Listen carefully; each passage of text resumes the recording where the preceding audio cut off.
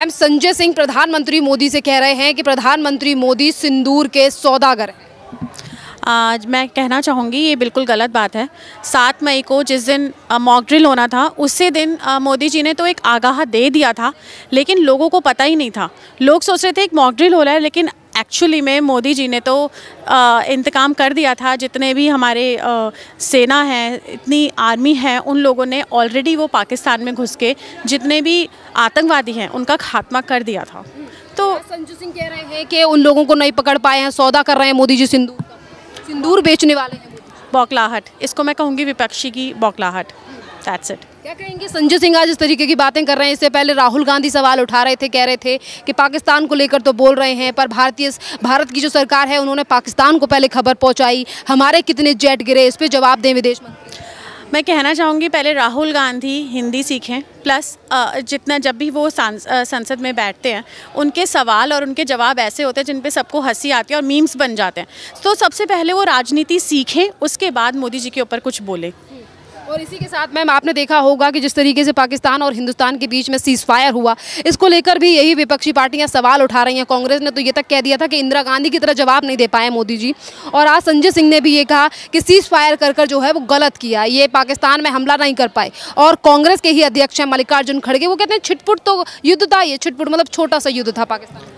मैं कहना चाहूँगी तो आप आर्मी की जगह आप उधर खड़े होकर देखिए बॉर्डर पे, उसके बाद आप बताइए छिटपुट था या बहुत ज़्यादा था। जिनके घर बर्बाद हुए उनके लिए आप जाकर कुछ करिए, उसके बाद आप बोलने वाले बनते हैं कि छिटपुट युद्ध था या बहुत ज़्यादा था। पूरी जनता, पूरी सिविलियंस उस टाइम खौफ में थी। हम लोग डर रहे थे अपने बच्चों को स्कूल भेजे ना भेजें, हम लोग ऑफिस जाएँ या ना जाएँ। उस मनोस्थिति को देखते हुए अगर सीज़ फायर हुआ है तो बहुत अच्छा हुआ है, क्योंकि पाकिस्तान को एक जवाब तो मिल गया है कि मोदी कुछ भी कर सकता है, वो टेरर में है इस चीज़ के। और सीज़ फायर सिर्फ हम सिविलियंस की वजह से हुआ है। तो जो इस तरह के विपक्ष जो इस तरह के जवाब दे रहा है या सवाल उठा रहा है, वो पहले आर्मी पर बॉर्डर पर खड़े होकर एक बार देख लें। और इसी के साथ ये लोग सवाल उठाते हैं कि इंदिरा गांधी की तरह जवाब नहीं दिया गया है, मोदी जी तो डर गए, मतलब इस तरीके के सवाल ये उठा रहे हैं। मैं दोबारा वही कहना चाहूँगी, अगर मोदी जी डर गए तो आप तो कुछ कर भी नहीं पाते हैं। आप मोदी जी के सामने बड़ी बड़ी दुनिया के प्रधानमंत्री, प्रेसिडेंट्स उनके सामने आके उनसे हाथ मिलाना चाहते हैं, आपको तो पहचानते भी नहीं है। इसी प्रधानमंत्री नरेंद्र मोदी की सरकार के रक्षा मंत्री और हमारे विदेश मंत्री ने कह दिया है कि पाकिस्तान के साथ सिर्फ 2 ही मुद्दों को लेकर बात होगी, एक आतंकवाद और एक पीओके। और हम पाकिस्तान से पूछेंगे कि वो पीओके को कब खाली करेंगे, क्योंकि पीओके भारत का अभिन्न अंग है। बिल्कुल सही कहा आपने, क्योंकि पहलगाम हमारा ही एक अंग है और उसको कभी मोदी जी ने, या पीओके हमारे ही एक अंग है, और मोदी जी ने कभी ये नहीं कहा कि मुसलमान और हिंदू अलग हैं। उन्होंने कहा ये हम एक नेशन है, हम हिंदुस्तानी हैं। तो लेट्स फिक्स ऑन दैट ना, हम हिंदुस्तानी ही रहते हैं, हम क्यों हिंदू और मुसलमान बन रहे हैं? So let's fix on that, हम उसी पर रहते हैं, क्योंकि पीओके भी हमारा है, क्योंकि सभी लोग एक जन हैं।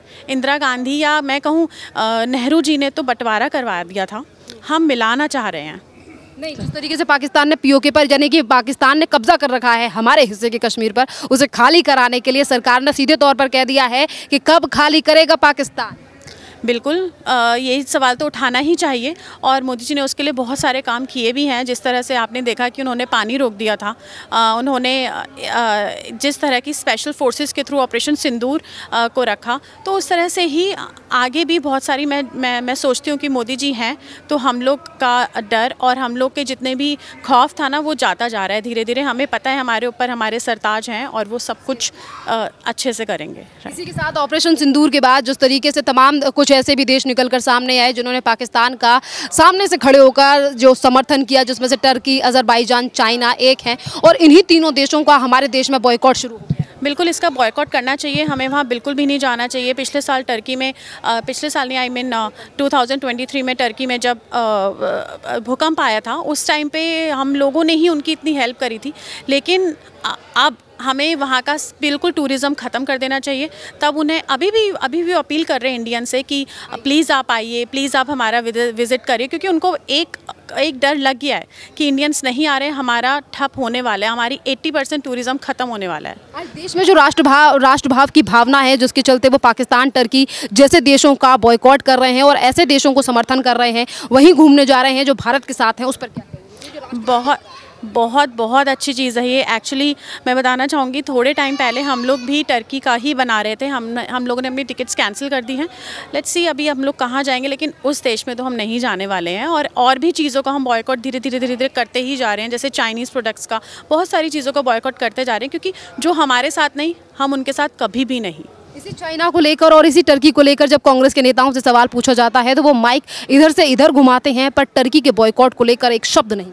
क्योंकि वो मिले हुए हैं ना पहले से ही। वो लोग तो जो इंडिया के खिलाफ रहा है ना, वो उनसे मिले हुए हैं। उनको ऐसा लगता है कि हम उन लोगों से मिलके बहुत शक्ति गेन कर रहे हैं, लेकिन ऐसा नहीं है। जब तक आप अपने राष्ट्र के साथ अलग होते जा रहे हैं, आप कोई शक्ति गेन नहीं कर रहे हैं, आप अलग होते जा रहे हैं। वो एक कहानी भी है ना, एक जो किसान ने अपने बेटों को 4 लकड़ियाँ दी थी, राइट। सो आप लकड़ियाँ अलग करोगे तो आप कभी एक हो ही नहीं सकते। या तो वो सेना और राष्ट्र पर सवाल उठाने वाली नेहा सिंह राठौर को शायद आप जानती होंगी, जो हमेशा ही सरकार और सेना को लेकर सवाल उठाती हैं। उनके ऊपर जब 400 से ज़्यादा एफआईआर दर्ज हो जाती हैं तो वो कहती हैं कि पीएम मोदी सिर्फ महिला और बेटियों को तंग।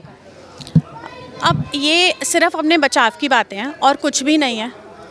बिल्कुल ये राष्ट्र विरोधी चीज़ें हैं, अपने बचाव की बातें। अगर पीएम मोदी बेटियों को या किसी और को तंग कर रहे होते ना, तो इतने लोग जो उन्होंने वापस लाए हैं, इतनी जो बेटियों के लिए हम राठौर के ऊपर जिस तरीके से एफआईआर हुई है, वो देश विरोधी बयान देती हैं। क्या होना चाहिए ऐसे लोगों के साथ? क्योंकि एक तरफ नेहा सिंह राठौर को लेकर भी एलिगेशन लग रहे हैं कि इनको शायद विदेश से फंडिंग होती होगी, और ऐसे ही देश से भी कई ज़्यादा गिरफ्तारियाँ हुई हैं जो देश में रहकर जासूसी कर रहे थे, जिसमें से एक ज्योति मल्होत्रा भी है। ऐसे लोगों के लिए एक अलग से, जैसे पाकिस्तान में जेल है ना, एक अलग से कि उनको अपने जासूसों को अलग से रखते हैं, कड़ी से कड़ी सज़ा मिलनी चाहिए, ताकि आगे ऐसी नेहा सिंह राठौर जैसी लेडीज़ या कोई आदमी भी इस तरह की कोई हिम्मत कर ही ना पाए।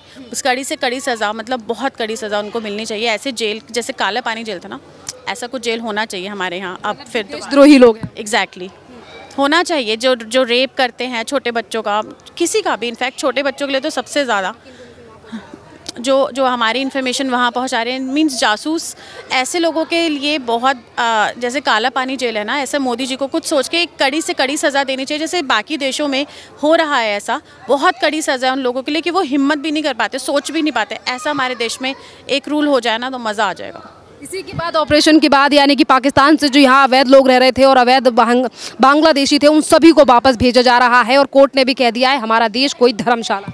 बिल्कुल उन लोगों को, क्योंकि ये कड़ा स्टेप इसलिए उठा रहे हैं ना मोदी जी, क्योंकि उन लोगों को अभी लग रहा है कि हम बहुत लीनियंट है, सबको ले लेंगे, और ले भी लेते हैं हम लोग। थोड़ा दिल हमारा प्यारा सा है, सॉफ्ट है हम लोग, बट वो लोग अपने लोगों को ही वापस नहीं ले रहे। अगर देखा जाए तो उनको बॉर्डर पे खड़ा कर दिया था। एक लेडी जिसके 2 बच्चे, एक छोटा सा उसकी गोद में 7 महीने का बच्चा था, एक 4 साल का बच्चा था, वो बॉर्डर पे खड़ी हुई थी। उसके बाद भी हमारी सेना ने उनके लिए वहाँ टेंट प्रोवाइड करवाए थे। उनको ये साफ़ कर दिया था, हम अंदर तो नहीं लेंगे, बट स्टिल आप नीडी हैं तो आपके लिए टेंट प्रोवाइड हो रहा है। तो इससे पता चलता है कि मोदी जी सभी के लिए सोचते हैं, किसी का बुरा नहीं करना चाहते, लेकिन एक कड़ा रुख अपनाते हैं कि पाकिस्तान सुधर जाओ, अब हम संभल गए हैं। मोदी जी ने कहा ऑपरेशन सिंदूर खत्म नहीं हुआ है, और राजनाथ जो रक्षा मंत्री हैं उन्होंने कहा कि अभी तो दिखाया गया ट्रेलर था, पिक्चर अभी बाकी है। इस बयान को कैसे देख रही हैं?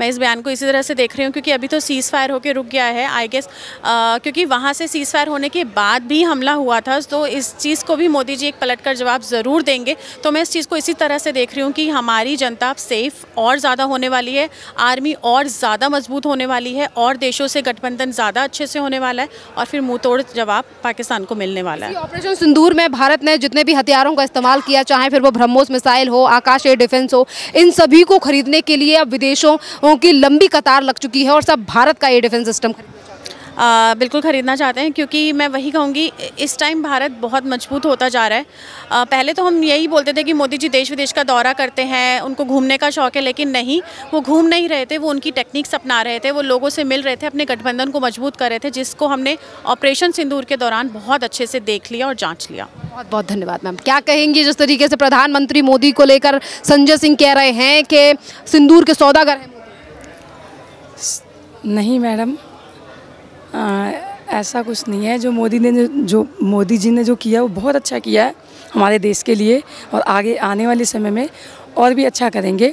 जो हमारी जो इस देश की बेटियों ने जो किया है वो एक गर्व की बात है। जिन बेटियों ने, इन 2 बेटियों ने हमारी सबक सिखाया पाकिस्तान वाले को, वैसी सबकी बेटियां हों। और मैं मोदी जी का बहुत बहुत धन्यवाद करना चाहूँगी कि उन्होंने इस देश के लिए इतना अच्छा किया है कि आगे वो देखना क्या, आँख उठा के देखना क्या, मतलब वो 10 बार ही सोचेंगे यहाँ पे आँख उठा के देखने के लिए कि क्या करना चाहिए उनको। आपको पता है भारतीय सेना ने ऑपरेशन सिंदूर किया। हाँ इसी ऑपरेशन सिंदूर को लेकर आज संजय सिंह कहते हैं कि प्रधानमंत्री मोदी सिंदूर के सौदागर। वो खुद ही होंगे इसलिए बोलते हैं इस तरीके से। इतना घृणित कैसे बोल सकता है कोई भी, इतना गंदा कैसे बोल सकता है कोई भी भाई। हमारी हिंदू बहनों का सुहाग वहाँ पे उन आतंकवादियों ने लूटा है, मारा है उनको, बाकायदा धर्म पूछ के मारा गया है। उसके बाद अगर कोई इस तरीके की बातें करता है कि सिंदूर का सौदागर है, मौत का सौदागर है, तो वो खुद ही होंगे, उनकी मानसिकता उतनी है, वो उतना ही बोल सकते हैं। उन्होंने किया क्या आज तक? कांग्रेस का इतिहास उठा करके देख लीजिए आप, क्या किया उसने। आम आदमी वाले का इतिहास उठा के देख लो, क्या किया उसने। पूरी दिल्ली का बेड़ा गर्क कर दिया। उसको ठीक करने में हमारी मुख्यमंत्री, हमारी पूरी भाजपा को इतना मुश्किल, इतना परेशानियों का सामना करना पड़ रहा है। पानी अभी भी आज भी ऐसा कर दिया उन्होंने, उतने 12 सालों से पानी इतना गंदा आ रहा था, उसको ठीक करते करते 3 महीने हो गए हैं। हर जगह पे उन्हें ठीक किया जा रहा है। डीमोलाइज वो कह रहे हैं कि झुग्गियाँ तोड़ रहे हैं। इन बसाया किसने इन रोहिंग्याओं को, बांग्लादेशियों को बसाया किसने? तो भैया सफाई तो करनी पड़ेगी। बताइए मैम, ऑपरेशन सिंदूर को लेकर आखिरकार ये विपक्ष इतने ज़्यादा सवाल क्यों उठा रहा है? क्या नाम पसंद नहीं आ रहा? मुझे तो ऐसा लग रहा है वही शामिल थे इसमें, इसीलिए ज़्यादा सवाल उठा रहे हैं। जो करता है ना, जो बैठ के सिर्फ खाना सीखा होता है ना, वो काम नहीं करता, वो सिर्फ सवाल ही उठाता है, क्योंकि उसको तो फ्री में मिला हुआ है। पर जो करता है उसको सबकी सुननी भी पड़ती है। कह रहे हैं कि जिन आतंकवादियों ने हमारी देश की महिलाओं के सिंदूर को उजाड़ दिया, कहाँ हैं वो लोग? उनको तो अभी तक गिरफ्तार नहीं किया, वो तो हाथ नहीं आए मोदी जी। उनको तो मार भी दिया कब का। उनकी आंखें शायद ख़त्म हो चुकी हैं, उनकी दृष्टि ख़त्म हो चुकी है, जो देख नहीं पा रहे कि मोदी जी क्या कर रहे हैं। वो यही तो देख रहे हैं कि ये हम कैसे नहीं कर पाए, ये कैसे कर रहे हैं। अरे जो खुद ही उनके साथ मिला हुआ वो करेंगे कैसे? जो खुद ही उनके साथ मिला हुआ हो वो करेंगे कैसे? वो तो पक्ष आतंकवादियों का लेते हैं। 26/11 हुआ, क्या किया सोनिया जी ने? कुछ किया? कुछ नहीं किया। उन्होंने कहा मर गए तो मर गए। मोदी जी ने क्या किया? 27 लिए तो ख़त्म कर दिए ना, सारे उड़ा दिए। उनके जितने भी अड्डे थे आतंकवादियों के, बौखला गए वो। मैंने तो ये भी सुना है, पता नहीं सच है कि झूठ है, अफवाह है।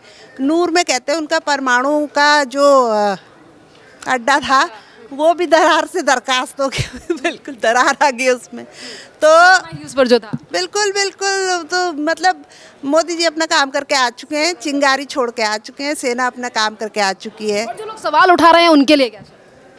उनको रहने दीजिए, सवाल ही उठाएंगे, उनके बस का कुछ नहीं है। वो जिसको बोलना नहीं आता ढंग से, वो सवाल ही तो उठाएगा, वो करेगा क्या, है ना। मैम क्या कहेंगे आप ऑपरेशन सिंदूर को लेकर? आज संजय सिंह ने प्रधानमंत्री मोदी को कह दिया है कि पीएम मोदी तो सिंदूर के सौदागर। वो तो शुरू से ही कहते आए हैं इस बात को। हाँ जी, वो तो शुरू से ही ये कहते आ रहे हैं, कभी से ही। उनका तो मतलब जो मकसद था वो पूरा नहीं हुआ, इसलिए उन्होंने कहने। हाँ, जो भी कर सकते हैं आप।